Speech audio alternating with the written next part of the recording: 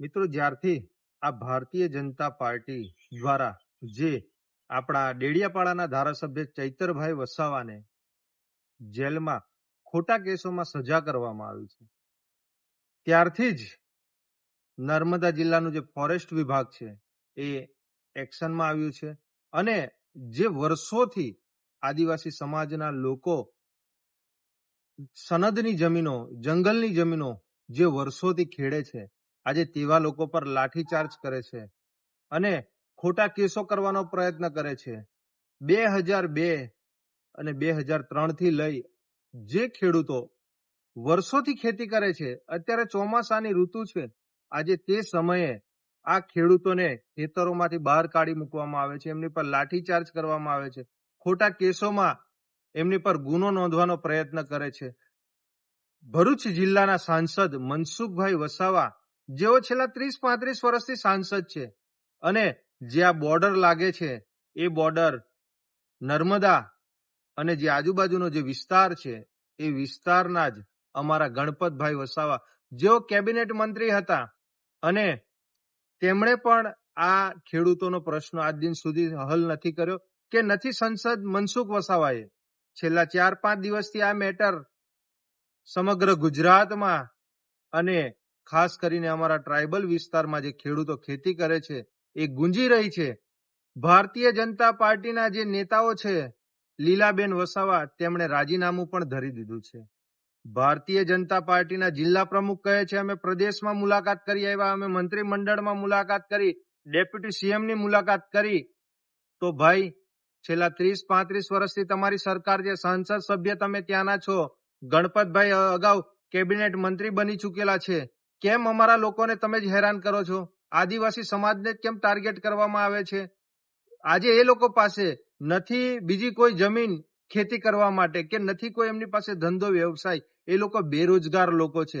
અત્યારે ચોમાસાની ઋતુ છે, એમને ખેતી કરવા દો, એમને હેરાન કરવાનું તમે બંધ કરો. અને આજે 10 તારીખે શુક્રવારના દિવસે મનસુખભાઈ વસાવા, ગણપતભાઈ વસાવા સાગબારા પેટ્રોલ પંપનું તમે મુહૂર્ત કરવા ગયા હતા, કેમ તમે તે સ્થળ પર નથી ગયા? ખોપી ગામ ખાતે જે આજે 10-15 ગામના લોકો આજે કેટલા હેરાન થઈ રહ્યા છે, ફોરેસ્ટ કર્મચારીઓ દ્વારા એ લોકોને હેરાન કરવામાં આવી રહ્યા છે, એસઆરપી ત્યાં ગાડી મૂકવામાં આવે છે.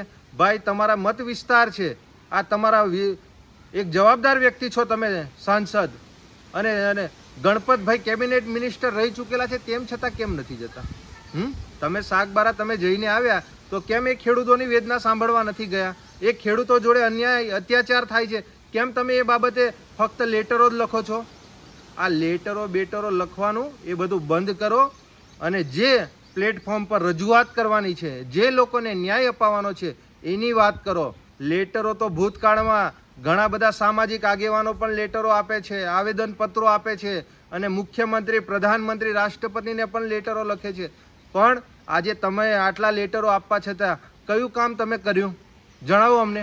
આ સનદોની જમીનના પ્રશ્ન 10-10, 15-15 વર્ષથી આજે પ્રાયોજનાની ઓફિસમાં છે, તેમ છતાં આજે તે ઓફિસોમાંથી આજે નિરાકરણ નથી થતું. એ સનદની જમીનોની મિટિંગ નથી થતી અને તમે કહો છો કે અમે લેટરો. આ ફક્ત એક વ્યક્તિનો પ્રશ્ન નથી, સમગ્ર નર્મદા જિલ્લાનો પ્રશ્ન છે. નર્મદા જિલ્લામાં ઘણા ખેડૂતોને આજે સનદની જમીનોના જે દાવા છે આજે પેન્ડિંગ છે, આજે તેની મિટિંગો નથી લેવાતી અને તમે અહીંયા ગાડી લેટરો લખવા એ કરો છો. ભારતીય જનતા પાર્ટી આ ખેડૂતોના નામે રાજકીય રોટલા શેકી રહી છે. એમના જિલ્લા પ્રમુખ હોય, એ ધારાસભ્ય હોય કે પછી સાંસદ સભ્ય હોય કે ભાજપની આ આખી ટોળકી, એમનું ક્યાંય ઉબજતું નથી. એ પેલા ડુગડુગિયા જેવા રમકડાઓ છે. એ લોકો ફક્ત જેમ જેમ ચાવી આંબળે એટલા જ ખાલી એ લોકો કૂદામ કૂદ કરે છે.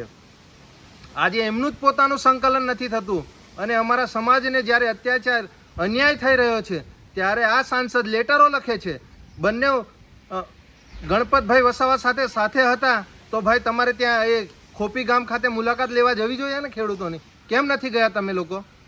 એટલે ખોટી રીતે લેટરો લખવાનો, ખોટી રીતે અમારા લોકોને ભરમાવાનો એ બધું બંધ કરો. ભારતીય જનતા પાર્ટીની કેન્દ્રમાં સરકાર છે, રાજ્યમાં સરકાર છે, તેમ છતાં આજે અમારા લોકોના આજે પેન્ડિંગ દાવાઓ પડેલા છે. આજે સનદોની જમીનોનો આજે નિકાલ નથી થતો.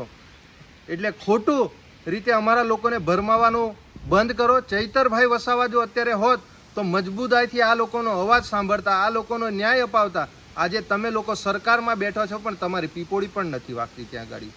નિરંજનભાઈ વસાવા, આમ આદમી પાર્ટી, નર્મદા જિલ્લા પ્રમુખ.